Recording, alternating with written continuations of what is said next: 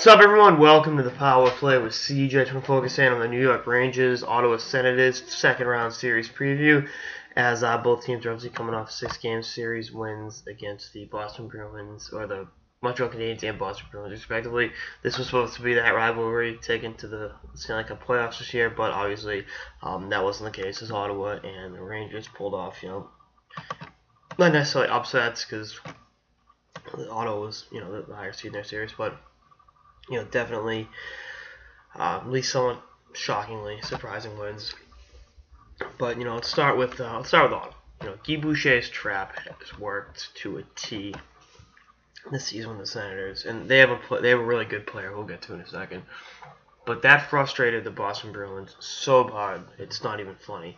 And they were able to beat that trap in 2011 when he was coaching in Tampa.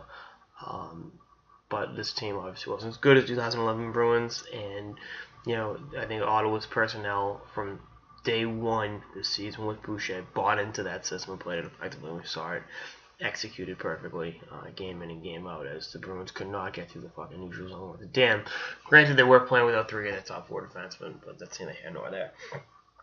I think that Ottawa's unheralded forwards, it's a Derek Brassard, who had kind of a trying first year in Ottawa. Hoffman had his flashes, so did Stone. Bobby Ryan, he can't spell intense. Yeah, well, he had 4 fucking goals in the series against the Bruins, and, was in and around the neck giving the Bruins fits night in, night out, so that's pretty good. But, I mean, the straw that stirs the drink for the Senators team is Erik Karlsson. I mean, I always thought he was an elite defenseman. Is Erik Karlsson an elite defenseman? No shit, Sherlock. But, watching the way he played, I think the thing with Karlsson is you look at his gaudy offensive numbers, and you're like, oh, really good offensive defenseman. But you actually watch him play, and you're like, holy shit, this fucking everything. Like, this guy is the prototypical number one defenseman you want to build your franchise around. And, Ottawa's done a done a decent job at that. I think he is so good that he elevates the rest of that team. And, again, they had the puck so much in that series against the Bees that it was like, wow. And that made the Bruins really kind of press, and ultimately Ottawa was able to prevail. And the fact that they won 6 one-goal games shows, or they played in 6 one-goal games, won 4 of them. Again, speaks volumes about the character and resiliency of this very underrated team in Canada's capital.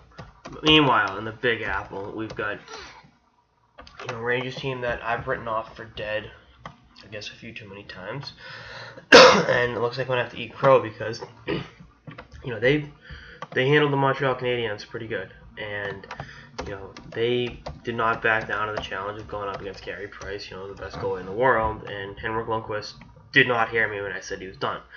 So, again, a lot of credit to the Rangers in that regard. And, you look at the way Mika Zibanejad played in that series. The Brassard for Zibanejad trade in the offseason was a big story for both the Senators and Rangers. And, he's been excellent. I've always been a big Mika Zibanejad guy going back to the 2011 draft. Like, I was like, oh, this guy can play. And I was right. Credit to me.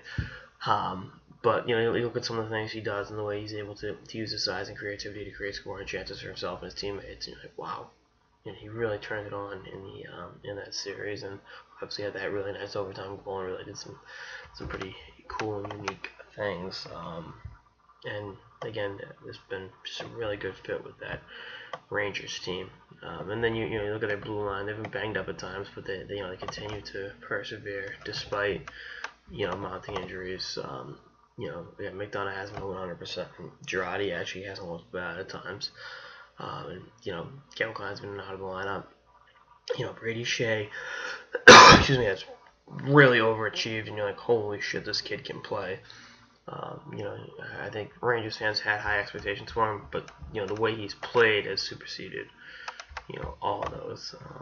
And, again, was a hell of a get in that 2012 draft for the Rangers. So, pretty, at least on paper, evenly matched pair of squads here. I picked against both of them in the first round, so, either way, I'm going to be picking against a team twice, back-to-back series, which, not exactly, endearing to the fans of said team. But I like the Rangers in 6 games. I think they're going to pull this one out. I think that they've got the fortitude and the resiliency to make it back to the Eastern Conference Finals. And I think Ottawa is starting something really good here. I think Ottawa's scratching the surface of what should be a very special and unique run. I mean, you look at the way Clark MacArthur came back after his concussions, and the way Craig Anderson has not only played with his wife's cancer battle going on, but played at such a high and amazing level. And I know those are older guys, they're not core nucleus piece are going to be there for the next 5 to 10 years, but like that kind of resiliency in their lineup, it starts with their leadership.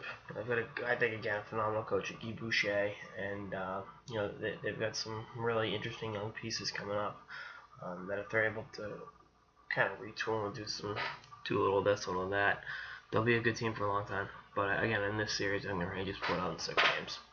Anyway, that's all I got. This episode of the Power Play with CJ. Stay tuned for more episodes of the season beyond. Later, guys.